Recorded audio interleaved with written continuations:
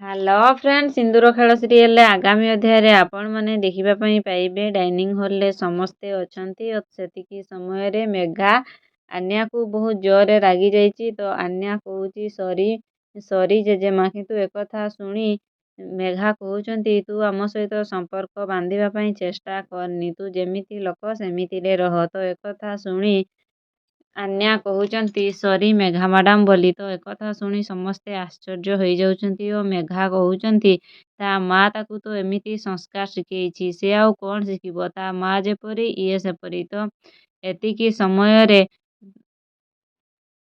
ପୁନିତର ମା କହୁଛନ୍ତି ତାର ସଂସ୍କାରୀ ମା ଗଲା କୁଆଡ଼େ। ତ ସେତିକି ସମୟରେ ମଲ୍ଲିକା କହୁଛନ୍ତି ଯେ ଅବୈଧ ମା, ଏ ଅବୈଧ ପିଲାର ମା, ସିଏ ଅବୈଧ ବାପକୁ ଜଗିଥିବ ଆଉ କୁଆଡ଼େ ଯାଇଥିବ। ଏହା ଶୁଣି ଅଂଶ ପୁରା ରାଗି ଯାଉଛନ୍ତି ଓ କହୁଛନ୍ତି କ'ଣ କହିଲ ସାନମା ବୋଲି। କ'ଣ ଅଂଶ ତାଙ୍କ ସାନମା ସହିତ ଝଗଡ଼ା ହେବ କି ନାହିଁ ଜାଣିବା ପାଇଁ ମୋ ଚ୍ୟାନେଲ ସହିତ ଯୋଡ଼ି ହୋଇଥାନ୍ତୁ। ଚ୍ୟାନେଲରେ ନୂଆ କରି ଆସିଥିଲେ ଚ୍ୟାନେଲକୁ ସବସ୍କ୍ରାଇବ୍ କରିଦିଅନ୍ତୁ ଓ ପାଖରେ ଥିବା ନୋଟିଫିକେସନ୍ ବେଲକୁ କ୍ଲିକ୍ କରିଦିଅନ୍ତୁ। ଭିଡ଼ିଓଟି ଭଲ ଲାଗିଲେ ଭିଡ଼ିଓଟିକୁ ଲାଇକ୍ କରନ୍ତୁ, ନିଜ ଫ୍ରେଣ୍ଡସ୍କୁ ସେୟାର କରନ୍ତୁ।